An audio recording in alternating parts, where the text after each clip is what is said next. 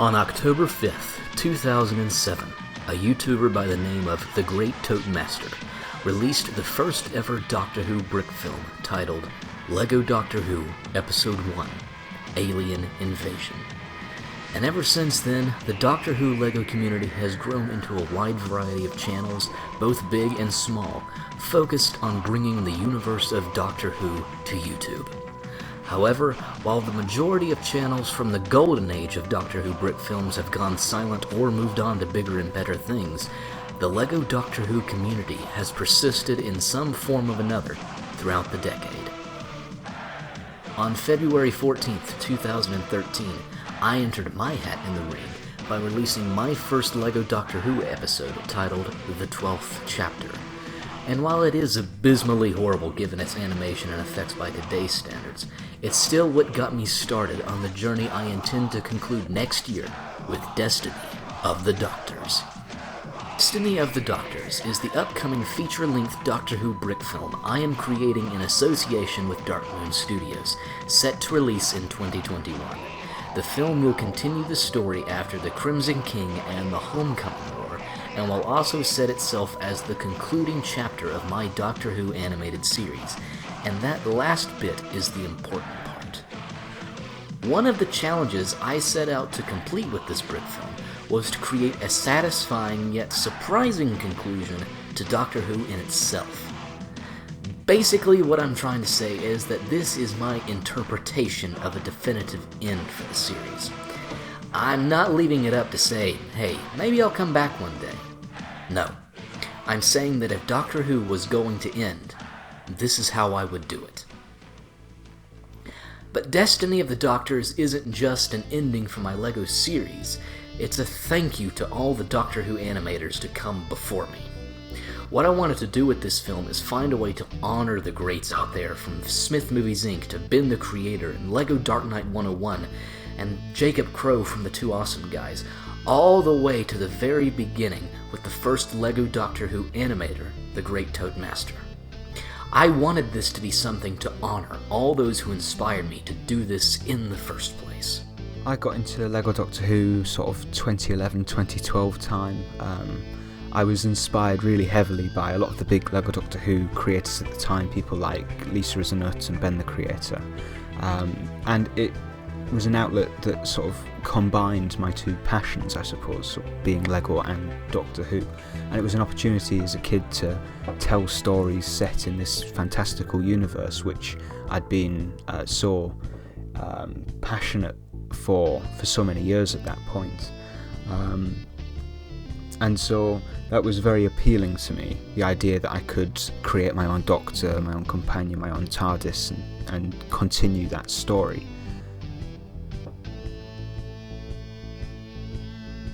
I don't necessarily think that LEGO Doctor Who has declined in recent years. I think just the nature of brick filming generally as a hobby means that it is very rotational, in the sense that people seem to age out of it as a hobby. People grow up, they go to university, they get jobs, and they sort of fall out of love of brick filming.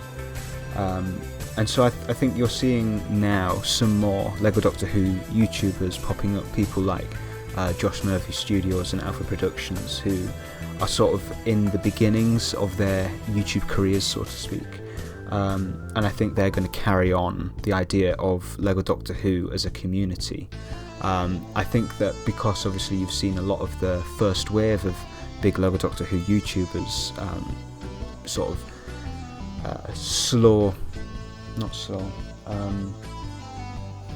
I think that because you're seeing a lot of the first LEGO Doctor Who YouTubers stop doing YouTube, that might be conflated as a decline of LEGO Doctor Who. I think it's still alive and well. It's just not in the same format that we're perhaps used to. I'm incredibly grateful to have been asked to be a part of Destiny of the Doctors, and I genuinely think that what Brian has done with this trilogy is some of the best LEGO Doctor Who content we've seen in recent years. I think it's going to be remembered amongst the community as one of the best finales to a LEGO Doctor Who series, and I'm really excited to see how it comes together, how all the all the loose threads are tied up, and I think it's going to be a great time. I think people are going to really enjoy it.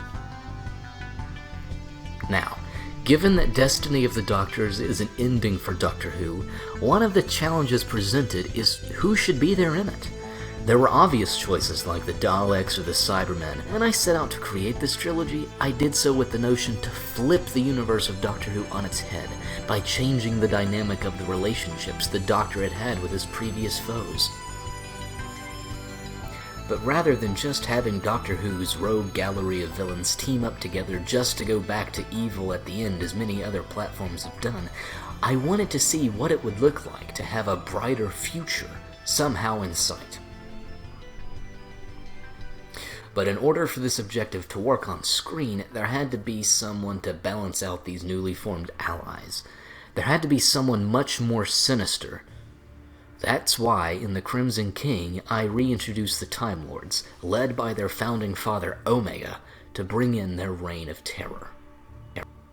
As Omega was a personal favorite villain of mine ever since the Three Doctors, I always wanted to explore what would become of this villain if he had actually gotten everything he wanted, especially since, in several Big Finish audio dramas, Omega had been depicted as a Time Lord warlord. But of course, Omega wasn't the only classic villain to resurface for this brickfilm. As in the Homecoming War, we saw an even more mysterious entity reveal himself. The Valyard, as played by Ben Shaffer, also known as Ben the Creator.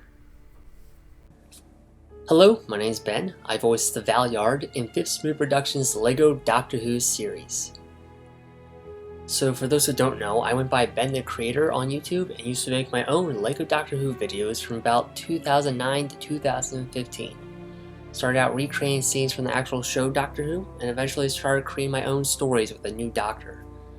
Making LEGO stop motion videos helped me learn a lot about animation and started me down what became my career path.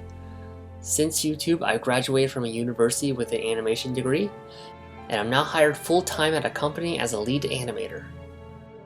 I've definitely had a lot of fun going back to the world of LEGO Doctor Who occasionally to voice in Phipps' series.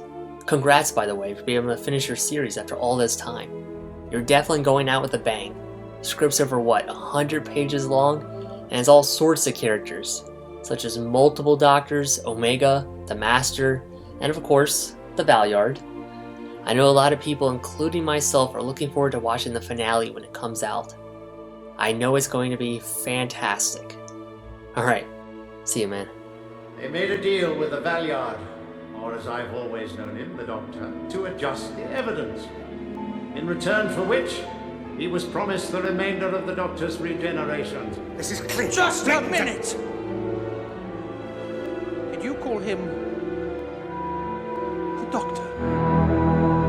There is some evil in all of us, Doctor, even you. The Valyard is an amalgamation of the darker sides of your nature, somewhere between your 12th and final incarnation. And I may say you do not improve with age. My main goal for the Valyard was to keep him as this mysterious shadow of the Doctor, while still fleshing out his character as well as his motives. I wanted him to be as much as an anti-Doctor as possible, while still staying true to his background. Now, of course, Destiny of the Doctors isn't the only thing that's going on right now with me and my channel. At the moment, I am playing the role of the main antagonist, Governor Corrin, in Star Wars A Fallen Legacy, which is being produced by Dark Moon Studios, which is actually a sequel to their earlier Star Wars brickfilm, Conquest of the Empire. It's something that I've been extremely proud of, and I think that all of my fans, as well as Dark Moon Studios, are going to absolutely love it. And this is very important, because in Destiny of the Doctors, we will also continue the story left off during the events of his last life, as told in the third animated series by Dark Moon Studios. This mainly came to be as I got casted for A Fallen Legacy. Tom and I began discussing our series and where we wanted to go in the future. It was then that we decided to work together for this brickfilm to combine our works in a Doctor Who fan film unlike any other.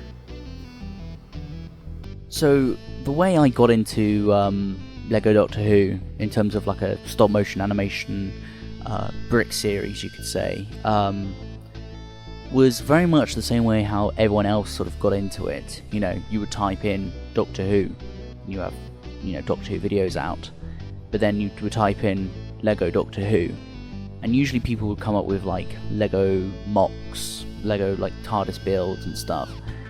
And it wasn't really until like 2010 when, you know, Lego Doctor Who stop motion became a thing. I mean, obviously there are people who've done stuff before 2010, but it wasn't really until 2010 when, or even 2000 or 2011 when Lego Doctor Who stop motion became a bit more popular, where, you know, it wasn't just making it wasn't about making like Lego builds, it was about making the builds and animating them with a story that you've created. And like many of us, we were influenced by the likes of Dalai 101 and Smith movies.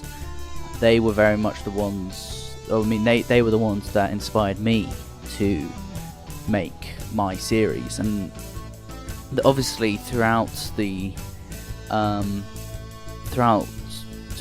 2010 to 2014, you know, many sort of YouTube channels sort of took the Lego Doctor Who idea and started making their own series, made their own universes. And I would say I was quite late to the scene, because when I started, it was when Peter Capaldi was announced to be the 12th Doctor, and a lot of the animations that sort of came before, they were all made during Matt Smith's run as the Doctor, and everyone was, you know, sort of always influenced. Like, if they had a regeneration story where they're going to get the 11th Doctor to regenerate into their version of the 12th Doctor, because obviously this was before Capaldi was announced, it'd always be like called the Hour of 12, or like it would always be done in a very sort of 11th Doctor manner. Whereas with what when I came onto the scene, this was when Peter Capaldi was the Doctor. And I mean, obviously, you know, my first series, if for those who haven't watched it, it's not good. But what's so great about starting off your very first series is that it's almost this trial and error where you will make mistakes, you will get things wrong. The story could be really, really bad, and some of the concepts that you come up with just won't make sense, and sometimes you might not even notice, but you might be ripping off stuff that's already been told. But it's a way for you to sort of try and understand how to get like the figures to move, try and see what stories or what themes you can come up with, and it almost is a way to sort of look back and see like, okay, so I've done this, maybe I can try it this way.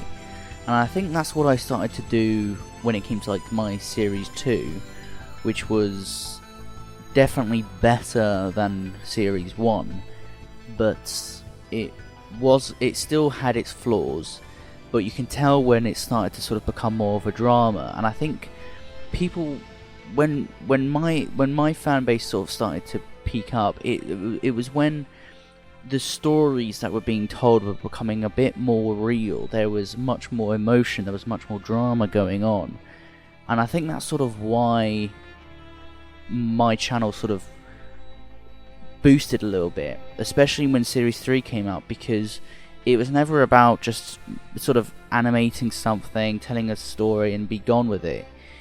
It was sort of leaving an impression, which I think other Lego Doctor Who content creators, they have attempted but never quite sort of secured. And I mean, I'm not the only one who manages to tell good and emotional stories. There are definitely others out there that have managed to grasp that emotional aspect, where really you do sort of care for the characters that you have created, or even like taking on a pre-existing character, obviously animating them, but in the way it still leaves an impression on the audience. And then obviously when it came to series 3, which was the last series that I produced, it was a way to sort of reboot everything, to be like, okay, I've sort of learnt from my mistakes from series 1 and series 2, let's just start fresh, let's go out with a bang. Let's introduce new themes that have never really been introduced yet. And I thought about what happens if there was a regeneration problem. What would happen if the Doctor regenerated at a point where actually that bit of time was actually erased? Does that make him an anomaly?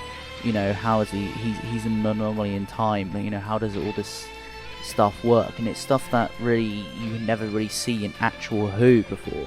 And I think what the beauty of these like animations or fan films in general is that you see what fans, that you see them take a show that is already pre-existing, and they will do their own interpretation of it. They will tell their own story. It's like when like your parents are younger and they get like action figures. You know, before cameras were available, you know, they would play on their own little adventures, and in a way this is sort of the same thing, except we're animating it and we're posting it online and showing the world. And I think that's sort of what we're doing. We're coming up with our own stories and saying, hey, you might like Doctor Who. Well, with my idea, I've got all these other kind of stories that I want to tell, and you know, you show it to the world, people will like it. They might dislike it, they might like it, it depends. But you know, you're showing off your talent, and you're showing off that, look, I understand this universe, and I have all these cool ideas of like, what if this happened, or what if this happened. And I think what's also quite nice nowadays is that obviously the main show hasn't been as good as what it I mean, it's been a long time since Doctor Who, in my opinion, has been good. And I think what's nice about people who are still making these animations or fan films to this day is that they really understand the source material. You know, they spend a lot of time and money purchasing books, audio series, and really just absorbing all this information, all this lore, and then taking what they have learned and coming up with a story about it. You know, and it's amazing that even though the show, in my opinion, is going downhill, people just want to tell good stories. People still want to tell really great animations. Want to make really great animations. And I think what's nice about what Brian has written for Destiny of the Doctors is that it's not about pushing an agenda. It's not about just showing obvious biases to certain things. It's just about taking a character that has been around for 50 plus years and telling a satisfying conclusion to those 50 plus years. Sure, it's a Lego animation, you know, it can be a little bit cringy.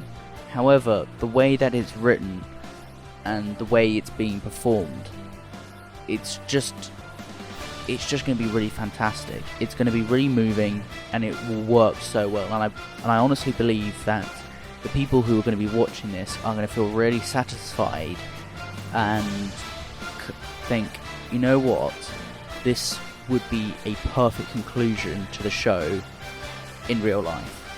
And I think that's always quite nice. You know, it's almost like a sort of what if sort of scenario, and I always really quite enjoy that.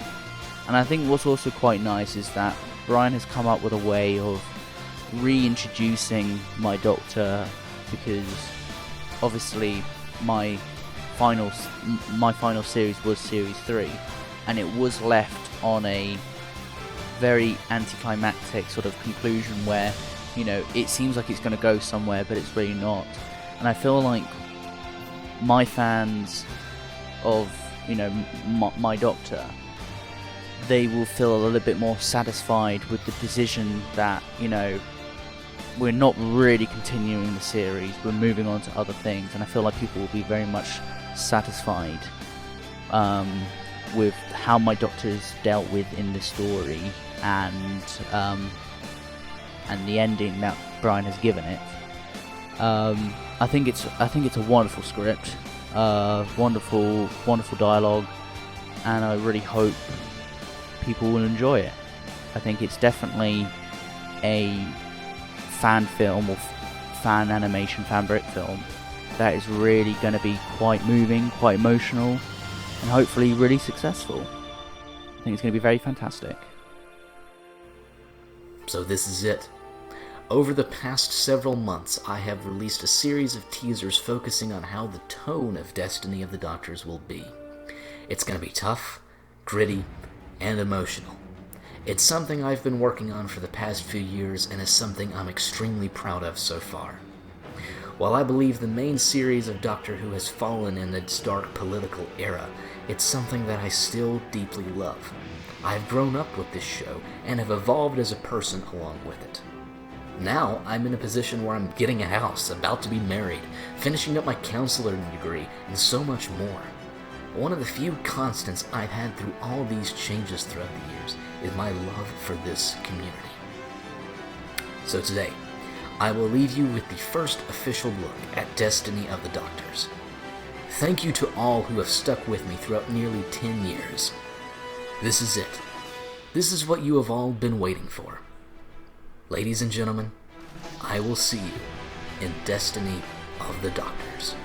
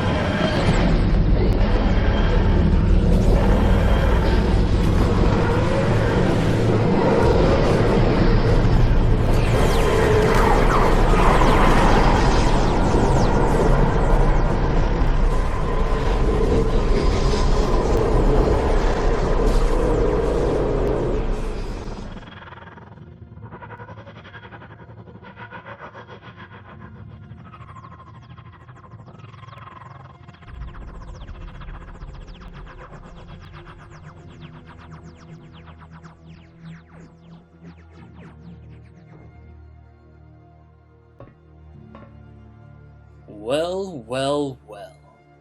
What do we have here? Oh, who are you? What's going on here? Let's see here. You're from Dimension 056B, correct? Oh well, not exactly what you call cream of the crop. But I guess you'll do. Where am I? How did I get here? I was in my TARDIS one moment, and the next I just... Oh, I wouldn't worry about that. Not anymore. You see, your TARDIS was destroyed as I pulled you here. Sorry about that, by the way.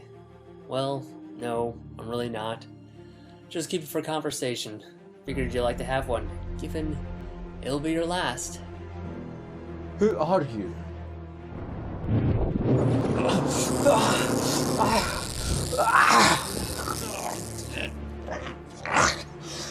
You know, I'm not fantastic at keeping conversations.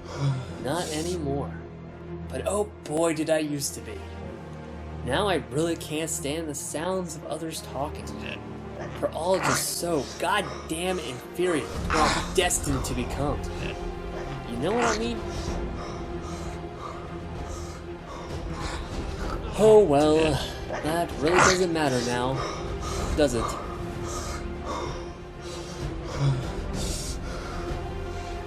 Please just stop. Just stop this. Stop? Now, why would I do that? I'm just getting started. This.